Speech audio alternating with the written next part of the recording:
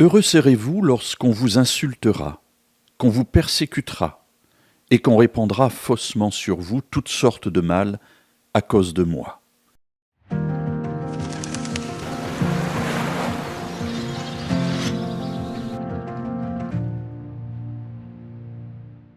Mes amis, je ne sais pas comment vous entendez cette parole, mais moi j'aurais tendance à dire, bon, celui qui l'a dite, je ne sais pas à quoi il pensait.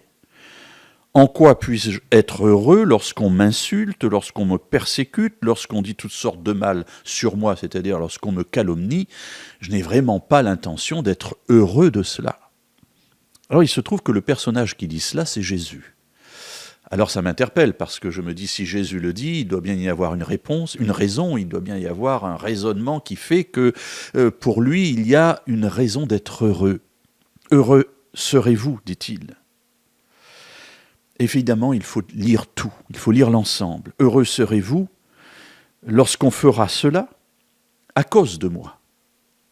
Il ne s'agit pas d'être heureux quand on nous insulte, mais il s'agit d'être heureux quand, parce qu'on est avec Dieu, parce qu'on marche avec Dieu, parce qu'on parle de Dieu, parce qu'on vit les valeurs du royaume dans notre vie, on nous insulte. Alors là, oui, il y a une raison de se réjouir, c'est que les insultes sont le résultat du témoignage de notre vie d'enfant de Dieu. Et là, Jésus dit, réjouissez-vous. Mais il ajoute quelque chose. Au verset 12, il dit, réjouissez-vous et soyez dans l'allégresse, parce que votre récompense sera grande dans les cieux, car c'est ainsi qu'on a persécuté les prophètes qui vous ont précédés. Alors réjouissez-vous, vous êtes persécutés maintenant, mais dans les cieux, votre récompense sera grande. Alors vous me direz, parfois c'est un petit peu léger, je suis d'accord avec vous.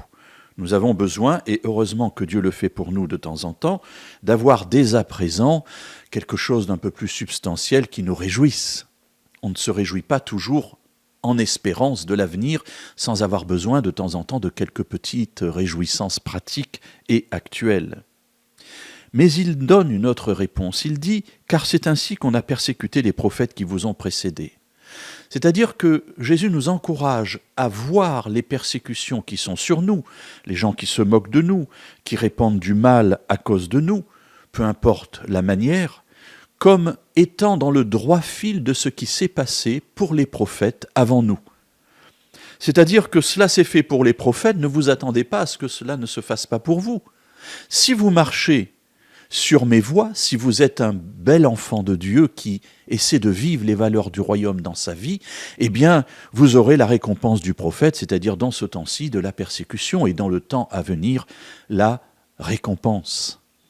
Alors, mes amis, il ne s'agit pas ici de chercher les persécutions, évidemment, mais il s'agit de se dire que lorsque nous marchons avec Dieu, si nous sommes persécutés, souvenons-nous que ceux qui nous ont précédés, les témoins de Dieu, ont vécu les mêmes choses dans leur vie.